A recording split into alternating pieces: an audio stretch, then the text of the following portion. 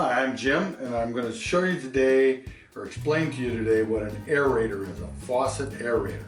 They all have, 90% of them have aerators on them. Okay, this is an aerator. I've already loosened this up. I think I did.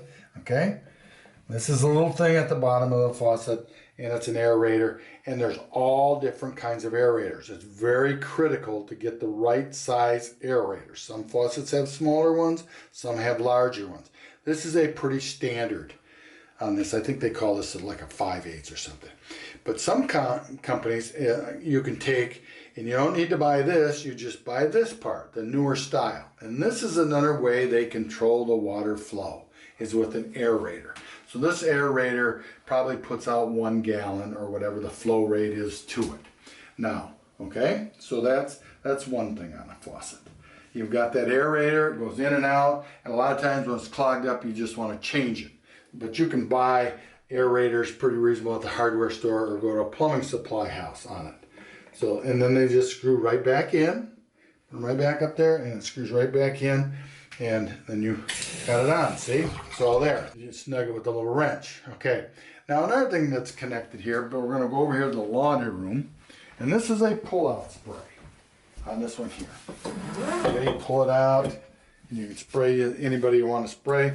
You need a tool to take this one off. This actually can come off like this, and work with it easier on it, because this is a pull-out spray, and there is your aerator, and you take that out. A lot of times it's better just to buy a new head, or call the manufacturer and tell them that the head's broke.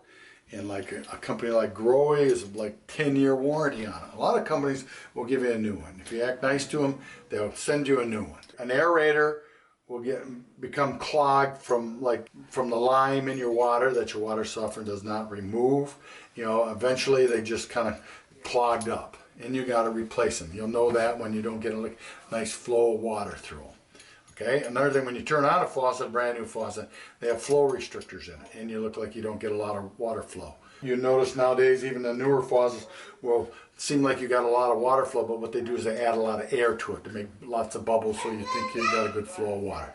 But everybody has flow constricted faucets. It just isn't particular states. I'm going to say California, where I'm at, they're very restricted on their water flow, and so is Vermont. I think Vermont is very restricted. But when these companies come up with these laws, or these states come up with these laws, all manufacturers make all their equipment the same way. They're not going to make one for one state, and another state they're going to make one particular device for it. Okay? I hope you understand that. So that's the difference in a aerator on a faucet. Okay? Thank you. And I hope you have good luck on fixing it.